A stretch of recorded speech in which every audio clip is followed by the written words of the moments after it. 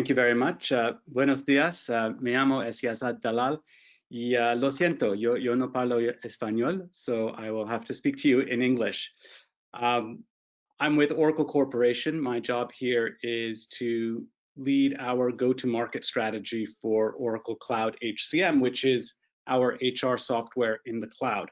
But today, I'm not going to speak to you too much about Oracle or even our product. Instead, what I'd like to do is share with you a few thoughts about how neuroscience, the study of our brain and how we think, impacts our behavior, the actions that we take, and why that's important to the pursuit of joyful experiences. In other words, what makes us happy, what makes us do the things that we do. And I'm fascinated by this concept because outside of work, this is something that's constantly going on in our brains and in our lives. We all act a certain way. There's this concept of heuristic behaviors, for instance. If you don't know what a heuristic is, it's basically something that's self-taught. So I have my two children in the next room because I'm working from home, as you can see. And when they were about 12, 13 months old, they learned to walk. I didn't teach them. I didn't send them for a class. They learned on their own. That's a heuristic behavior. They were super excited when they learned how to walk. I was super excited when I saw it for the first time. It's an amazing feeling to discover something on your own. It's an amazing feeling to watch someone discover it. And as humans and even as adults, we're constantly learning new behaviors. I'll give you an example of a behavior that all of us have seemed to learn individually without taking a class, and yet I wonder if we all do it the same way. Think about how you manage your email. So right now we're in this conference, you have your emails are slowly building up. When you come out of this conference, you will check your iPhone or your Android phone and look through your emails. Do you look for the most important emails first? Or are you going to look for the junk first and say, delete, delete, delete, and then once you've done that, then you go to the important ones. The important ones are from your boss, from your partner, from your kids, from your friend. So we're all managing our email inbox in more or less the same way. This is a bit weird because we didn't take a lesson to do this and no one told us to do it this way. This is a heuristic behavior and it's innate in the way humans think. In fact, this desire for self-discovery is so deeply embedded in us, this eureka feeling that we get, this dopamine rush when we figure something out on our own, is actually one of the reasons why, for instance, the internet or our phones are so addicting, because we love to discover things for ourselves. As an American, although I'm living in London, I'm very familiar with American history, which is full of Portuguese and Spanish explorers seeking new worlds. The whole concept of discovery is primal for humans.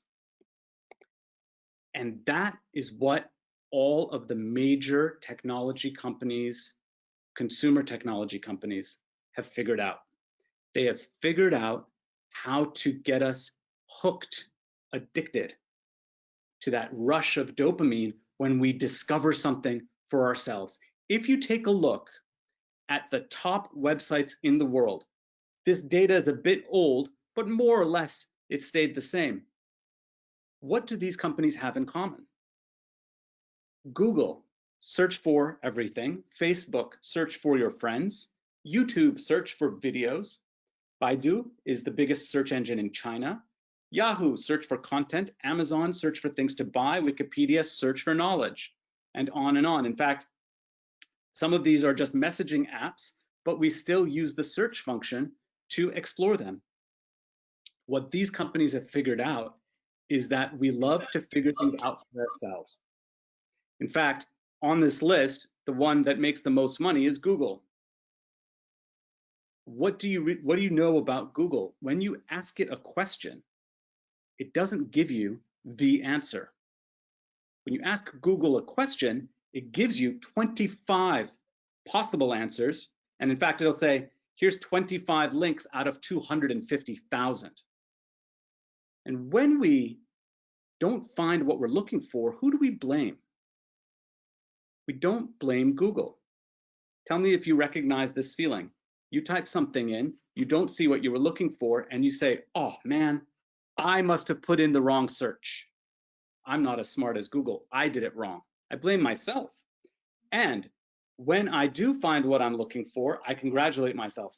I put in the right search. This is exactly what I wanted. We're doing all the work to determine what is the right answer. They're making all the money. So they have figured this out, and so have all of the major consumer technology companies.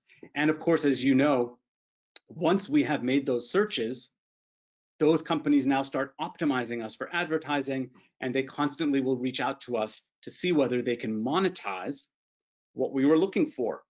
And what they do an excellent job of, whether it's in marketing or even in customer service, is once they start that process of trying to understand what we want and deliver it to us, they will continue to do it over and over and over again. A constant touch life cycle that starts with your first interaction and never ends. And they refer to this in marketing as life cycle management. And if we look at what some of the big brains at Google are saying about this and how to improve on their business, look at the language that they're using. That we need to become digital anthropologists, digital psychologists. Now I look at that, I've worked 25 years in HR services. I recognize this language. This is our language. This is the language of an HR leader who studied anthropology or sociology or psychology in university in order to build a career working with people. And the marketing people and marketing leaders at these major consumer technology firms are focused on the same thing. What can we learn from them? What have they figured out that we can borrow in order to better understand human behavior? Because after all, the word is common.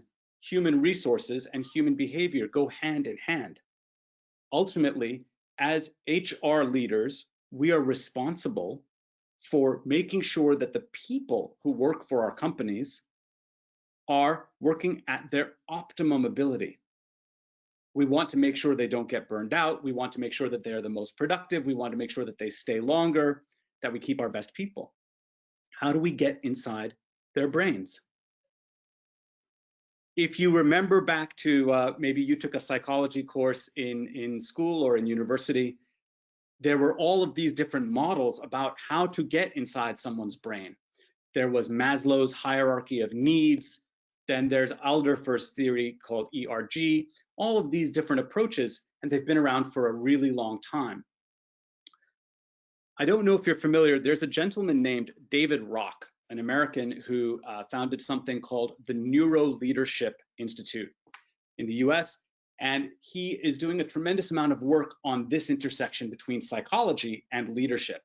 And so he's taken some of these models and he's tried to create a modern version of it. And he refers to it as SCARF: status, certainty, autonomy, relatedness, and fairness. And the way he defines them is as follows. If we put this SCARF model, this modern Maslow, into a workplace context, we can start to see how people at work are thinking and how they behave. So for instance, status in a workplace context means I'm aware of what's good about myself. If we think about performance reviews, if we think about the opinion and feedback of others, that's our status. Certainty means that I know what's expected of me. In other words, what are my goals? What are my KPIs? Autonomy in this sense means empowerment, the empowerment to make my own decisions, that I am trusted to do my job. Relatedness means the ability to connect with my peers, my colleagues, my management at a human level. that I'm not being treated, for instance, like a robot. And then lastly, fairness, which is this sense of being treated fairly, equitably, that I have a degree of certainty that I will be treated fairly, that if I satisfy these 5 elements, I will work at my hardest, I will be my happiest. So this is David Rock's approach to how do we get inside the brain, that digital psychology and anthropology of our employees. So how do we do that? How do we get inside their brain and give them a positive experience working with us? I'm sharing with you, if we were here together in person, and I wish that we were together in person, I might be pointing to the back of the room right now.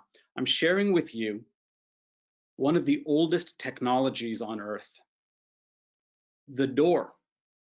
You imagine that 10,000 years ago, a few cave people worried about privacy for the first time in their lives might move a rock in front of the opening to their cave and eventually develop the ability for this rock to open and shut.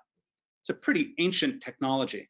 I'm showing this picture though, because there is a particular type of door that, despite being probably tens of thousands of years old as a technology, weirdly still requires a written instruction.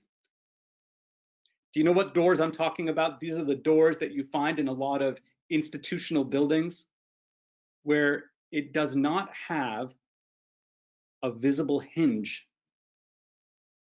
Think about that. Why is that important? When we approach a door, subconsciously, the first thing that we look for is a signifier of what that door can afford to do. Maybe you haven't realized this before. It's another heuristic. I'm looking at a door in my living room. I can see from here that it's a pull.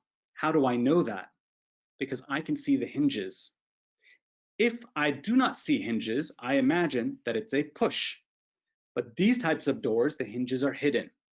And so weirdly, they still require a written instruction. Why is there a written instruction? So that we do not have a negative experience with that door. Now, this may seem funny to you, but now imagine if there is no written instruction, what your experience will be with that door. 50% of the time, you will either pull something that won't open, or worse, push something and hurt yourself. And because it's 2020, we would be doing it while on our phone, and it will probably hurt even more. Why is this important? Those doors actually have a nickname. Doors without hinges are often called Norman doors. Why Norman? About 35 years ago, a man named Don Norman wrote a book. It's called The Design of Everyday Things. I highly encourage you to find this book. It's not very long. This book has influenced every modern design company from Apple to Oxo to Ideo. It is a Bible for modern design.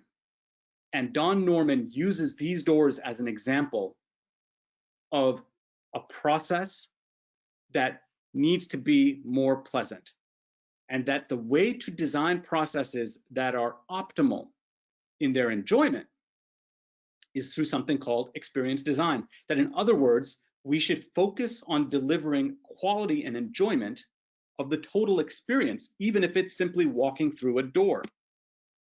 And that if we take a human-centered approach to that design, in other words, if we put at the forefront of that design human needs and our capabilities, meaning what are we able to do? We are able to pull and push, for instance, a door. Then let's design those processes or those tools to accommodate those needs, to accommodate those heuristic ways of behaving. In other words, good design starts with an understanding of psychology and technology. The same exact words, the same exact language that the people at Apple and Google and Facebook are using to figure out how to get us to love using their services. How do we deliver human-centered design to our people. How do we give people a joyful experience at work? And by the way, Don Norman loves to use this word joyful, but he's very careful to say joyful does not mean jumping up and down and screaming with laughter. Joy is simply the absence of pain, the absence of obstacles, the absence of obstruction. That to have a joyful experience, it is one where you do not bang your shoulder when you try to go through a door. A joyful experience is continuing to talk on the phone while you visually and subconsciously identify what that door allows you to do it smoothly, and continue going.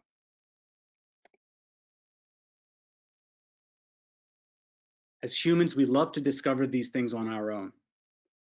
There is a game. I don't know if you or your children have played this game on your phones. It's called Pokemon Go. And the concept is very simple. It's augmented reality, and it says, use your camera to see what's around you. I used to live in Singapore. This is on the shore of the Singapore River. That's my son on the left. My son is the one on the left. And we're playing Pokemon Go. It's an augmented reality game where you look around your existing environment for these creatures, and every time you find one, you get points. This was one of the most addicting games in the world when it came out 5 years ago. In fact, people were so addicted to it that certain countries and states in the United States had to create laws that said, do not play this game while driving. Why was it addicting? We love to search for things, and we get excited when we discover them. That's part of human behavior. The people at Pokemon figured this out. Imagine if we were able to deliver an onboarding experience to someone who's just joined our company through something like this, where they use augmented reality to explore their new office, and they get points when they figure out where the HR office is, when they figure out where the mailroom is, or the toilets, or the kitchen. People would thoroughly enjoy their onboarding experience, which is not normally something we hear. I'm sharing all of this with you because at Oracle, we are trying very hard to adopt what has worked so well in consumer technology and bring it to the enterprise. That if we can use technology to better understand and deliver on what we know of human behavior, we can actually take a massive set of processes that have for 50 years been thought of as a burden and actually make them joyful. Let me end by sharing with you one story of how we might be able to do this. About 2.5 years ago, we announced at Oracle that we have developed an integration with voice-based tools. That meant Siri, that meant Alexa. That in fact, you could start to use Alexa to interact with your Oracle Cloud HCM software. Let me give you an example of what that might be like.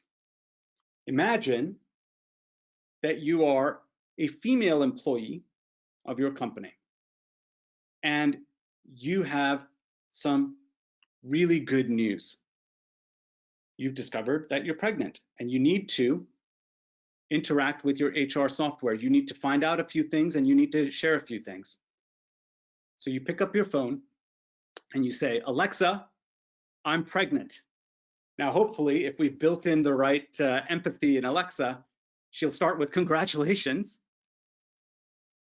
But because we're talking to the HR system, the very next thing that we want Alexa to do is capture information from you. Alexa, I'm pregnant. Congratulations. Data point number 1. When are you due? Well, I'm due on December 21st. Wonderful. I can see in the system that you are part of this hospital network. And in that hospital network, there are 5 obstetricians. Here are their names. Tell me which one is yours. Ah, it's Dr. Smith. Great. I've noted that down. Did you know that you are entitled to 2 months of prenatal leave and 6 months of postnatal leave fully paid, plus another 6 months from the government, depending on which country you live in. Do you plan to take all of your leave? Yes, I do. By the way, if this is your first time being pregnant, if this is your first time being pregnant at this company, this is a highly stressful moment. You probably don't know what the policies are. You definitely don't know where to find them. And suddenly, you're receiving all of this information in a casual way by voice. Alexa still wants to ask you some questions. Do you plan to return to work after your maternity leave? Yes, I do. Great. Here's what I've done. I have emailed you all the PDFs of our maternity policy. I have blocked your calendar for 2 months before your due date and 12 months after your due date. I went into your goals and performance and extracted all of your current KPIs. I've gone into your team goals and performance and profiles and identified the most relevant team members who can pick up your work. Based on that, I've drafted a handover document listing out all of your KPIs and assigning them to the relevant people. I've put a draft of that in your inbox. I've also drafted an email announcing your good news to your manager and her manager that you can complete and send. And I've also drafted an email to your team and the 10 people you interact with the most to inform them of your fantastic news. Is there anything else I can do for you? In 5 minutes, an HR system, a set of policies, a number of documents that have been causing us stress are actually all underway. Knowledge and information that I didn't even know where to find has been delivered to me. Wouldn't this be a joyful experience? This is what we're working on. This is how we're thinking. This is what I wanted to share with you today. Thank you very much.